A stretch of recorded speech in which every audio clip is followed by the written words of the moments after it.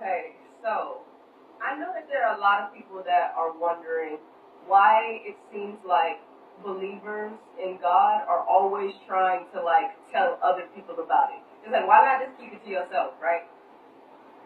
I've gotten that a lot since I started doing these videos. It's like, China, we get it. You believe in God. If you believe, just believe, and then like you don't have to make others believe too.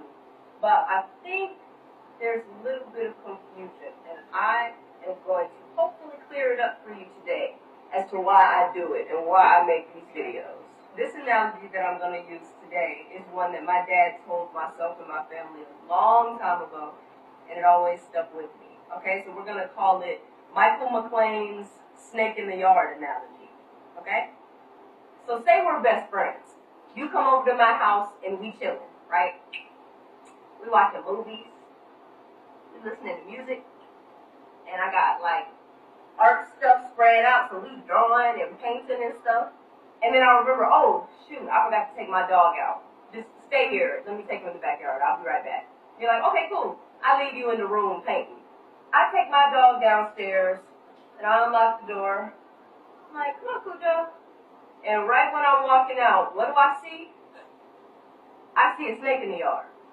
So I grab my dog, rush back inside, lock the door, and then I go back upstairs to my room where I left you.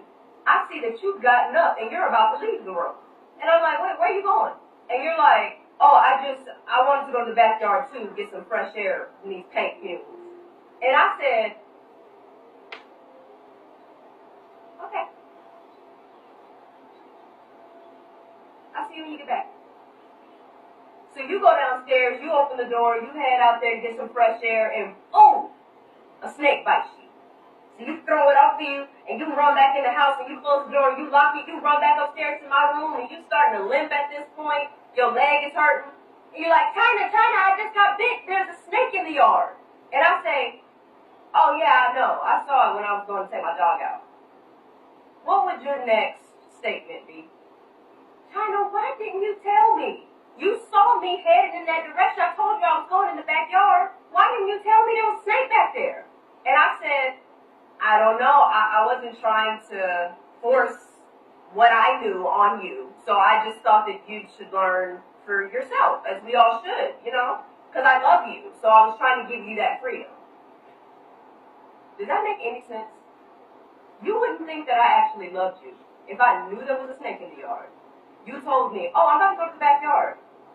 And I just let you wander on back there without warning you of the danger. Now, if you told me, oh, I'm going to the backyard to get some air, and I said, oh, no, don't go back there. I just saw a snake back there. Would giving you that information be forcing something down your throat? Forcing my beliefs on you? No, it's showing you that I love you and I care about what happens to you. I do videos talking about God to warn you about the snake in the yard. That's the point. I was headed in the backyard. By the grace of God, I got away from the snake before it bit me. Now I see others heading towards the backyard. I know there's a snake back there, and so I'm just warning you and letting you know, yo, there's danger in that direction. And now, you have a choice to make. It's as simple as that. You can either choose to be like, oh, I heard you. I'm gonna go back the way I came. Or you're gonna choose to be like, China, I don't believe you. I'm gonna go back there anyway. Excuse me.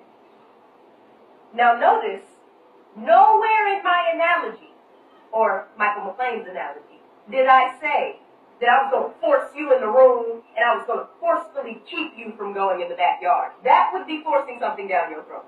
I never said that. You're your own person. You got free will. If you want to go in the backyard after I've told you that there's a snake back there, do your thing. You can go. You got to make your own decisions. But just warning you of the dangers. See, because I've been through certain things in my life, especially in the industry that I work in. So I know that God is real. And people can tell you all day, well, you don't know that. You don't know God is real. That's a belief. You don't know what I know. Only I do. If I ask you what your favorite color is, and you say, oh, it's blue, and I'm like, you don't know that. Does that make sense? No, because only you know your experiences in life. Only you know what you know. Just like me. So I don't believe that God is real. I know God is real at this point. Whether people believe that or not, that's the truth. Either way, I'm not going to force you to do nothing. Whatever decisions you make in your life ain't none of my business. They got nothing to do with me. But if I didn't tell you about the danger, I would not be showing you love or compassion. I would be showing you that I didn't give a crap about you. And it's funny because this situation literally just happened. Our neighbor texted myself and my sisters and was like, I just saw a snake in my yard, so just want to let y'all know for your own safety and for your pet safety. Our neighbor did that because they have love in their heart. This is how I show you that I love you. I have gotten bullied more for talking about God than I ever have in my life. Public school wasn't this bad. Like, for real, I did not expect to have people straight up cussing me smooth out for doing these videos about God. And I tried to do it respectfully.